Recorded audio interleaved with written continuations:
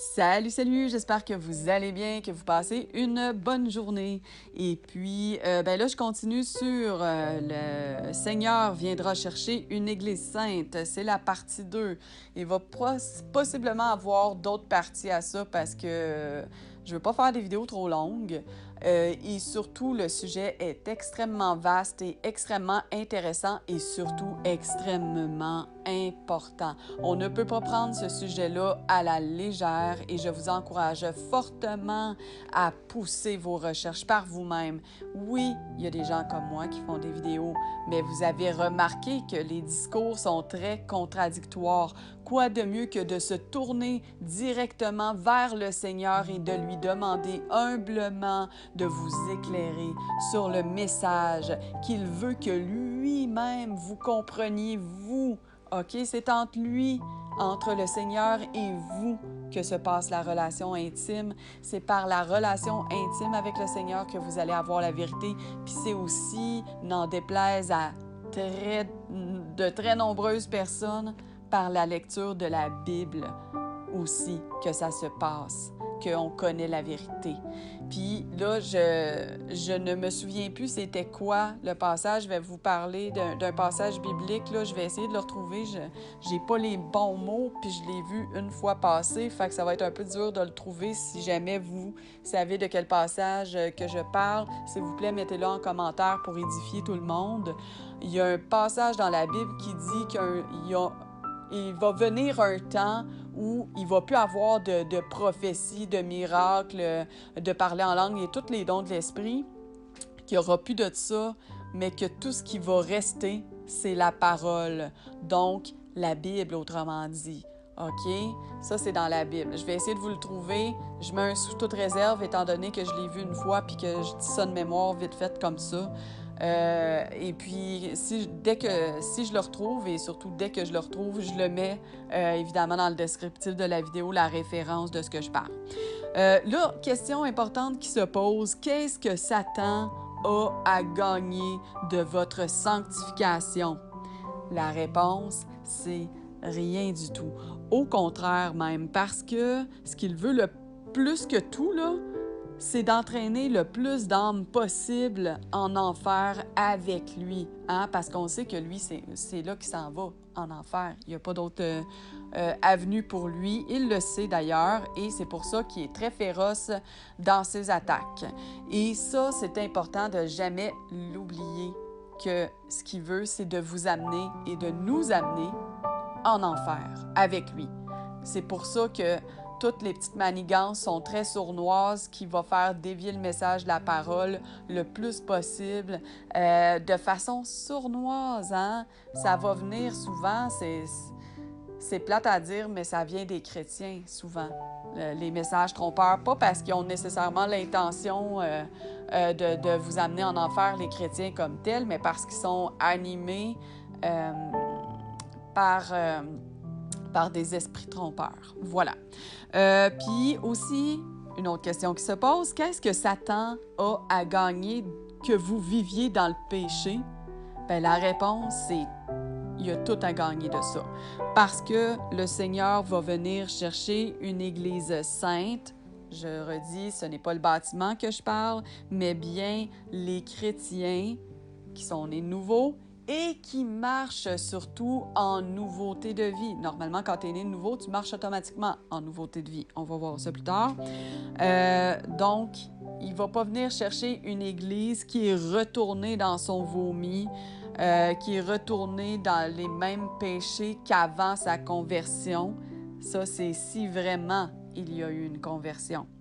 Parce que dans les derniers temps, là, j'ai eu à faire le triste constat qu'il y a vraiment beaucoup de gens qui se croient convertis, mais qu'ils ne le sont pas réellement. Puis ça, on peut le voir par le signe d'une réelle conversion, c'est le fait de marcher en nouveauté de vie. Parce qu'on va s'être repenti. Le mot important là-dedans, que d'ailleurs, la nouvelle version de la Bible, Louis II, hein, la Louis II 21, a commencé à faire disparaître le mot repentir. OK? En fait, il il est quand même dans la Bible, là, c'est ça qui est étonnant parce que j'ai vérifié. À certains endroits, ils ont gardé ce terme-là, puis à d'autres endroits, ils ont commencé à l'enlever pour dire changer d'attitude. C'est pas ça, c'est pas la même affaire. Se repentir, c'est vraiment se détourner du péché. Voilà, c'est la prise de connaissance qu'on est pécheur, de nos propres péchés, hein, parce qu'on n'a pas tous les péchés, mais on en a plusieurs en nous qu'on vit finalement, qu'on met en pratique si on veut. Mais se repentir, c'est d'arrêter de pratiquer le péché. C'est ça aussi. Fait que voilà, une repentance sincère, d'un cœur sincère, donc on s'est détourné du péché. Oui, c'est vrai qu'on peut trébucher même si on est converti, on peut tomber puis de retomber dans un péché, mais normalement, on ne va pas rester dans ce péché-là. On se relève rapidement. OK?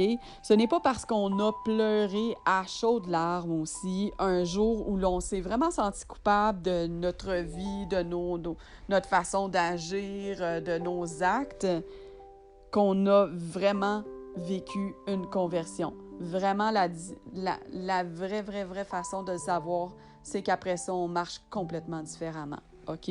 On fonctionne différemment. On n'agit plus de la même façon. Si on retombe continuellement dans les mêmes péchés, nos mauvaises voies, après la dite conversion, c'est qu'on n'est pas réellement converti. Il faut arrêter de se mettre la tête dans le sable, puis c'est pas grave. Priez le Seigneur, demandez-lui de vous convertir, parce que c'est lui qui convertit, c'est pas les humains. Hein? Il n'y a aucun humain qui va vous amener à la conversion. Il n'y a que Dieu seul qui puisse le faire. Donc, continuez à prier avec persévérance, les amis. Ne vous découragez pas. Le Seigneur vous aime, Jésus vous aime, il ne vous abandonne pas, mais le Seigneur fait les choses en son temps. Fait que continuez à prier, puis continuez de lui demander humblement de l'aide pour changer vos voies, tout simplement. Lors d'une conversion, il faut comprendre que c'est le Seigneur lui-même qui nous donne la force de résister au péché. Alléluia! On reçoit le Saint-Esprit lors de la conversion et c'est le Saint-Esprit qui lève ce que moi j'appelle le red flag ou qui met une sonnette d'alarme pour nous indiquer qu'on agit de façon contraire à la volonté de Dieu. On le sent là, vraiment, moi je le sens intérieurement, je deviens mal à l'aise. Si je fais quelque chose qui est pas juste, puis tu sais, on finit par s'en rendre compte que c'est pas juste en lisant la parole, parce que la parole va confirmer ce que l'Esprit nous enseigne.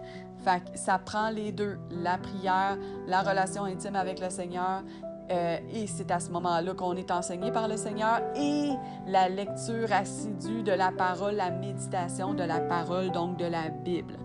Éphésiens 4, 30, 31 nous dit « N'attristez pas le Saint-Esprit de Dieu par lequel vous avez été scellés pour le jour de la rédemption. » Le jour de la rédemption, ça, c'est quand on va être délivré.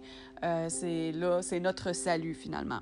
« Que toute amertume, toute animosité, que toute colère, toute clameur, toute calomnie et toute espèce de méchanceté disparaissent du milieu de vous. » Tout ça, là, ça ne doit plus faire partie de votre vie, de notre vie. Lorsqu'on attriste le Saint-Esprit, le signe, c'est qu'on se sent mal à l'aise et rapidement, on va vouloir se détourner de cette voie-là. On demande pardon au Seigneur et on lui demande de nous aider à résister aux choses que le Seigneur ne veut pas qu'on aille dedans, qu'on fasse, qu'on pratique. Si tu es réellement converti, il ne faut pas oublier que ce n'est pas les dons de l'Esprit qui vont vous assurer votre salut. Vous pouvez parler en langue pendant des heures, à tous les jours, et ne pas être sauvé. Ça, il faut le comprendre aussi. Hein? D'ailleurs, Satan aussi peut parler en langue, et on sait très bien ce qui l'attend. N'oublions pas aussi Matthieu 7, les versets 22 et 23 qui disent « Plusieurs me diront en ce jour-là, Seigneur, Seigneur, n'avons-nous pas prophétisé par ton nom? N'avons-nous pas chassé les démons par ton nom? Et n'avons-nous pas fait beaucoup de miracles par ton nom? Alors, je leur dirai ouvertement, je ne vous ai jamais connus, retirez-vous de moi, vous qui commettez l'iniquité. » Donc, dans ce passage-là, ça nous indique que nous pouvons avoir les dons de l'Esprit et ne pas être sauvés. Ce qui compte, encore une fois, qui est nommé dans ce passage-là, c'est la relation intime avec le Seigneur, c'est-à-dire, encore une fois, je le redis, de prier et de lire la parole. On le comprend lorsqu'il dit « Je ne vous ai jamais connu ». Donc, il n'y a pas eu de relation intime avec le Seigneur ou pas suffisamment. Lorsqu'on est converti, qu'on est né de nouveau ou qu'on est né d'en haut, il y a plusieurs façons de le dire, on a la connaissance de la vérité par le Saint-Esprit qui nous enseigne en tout temps et qui nous donne la clé de la compréhension de la parole, donc de la Bible. Je l'ai dit déjà quelques fois, la Bible ne se comprend pas de façon intellectuelle parce que ça se comprend par l'Esprit. C'est l'Esprit en nous, lors de la conversion, qui nous permet de comprendre la parole.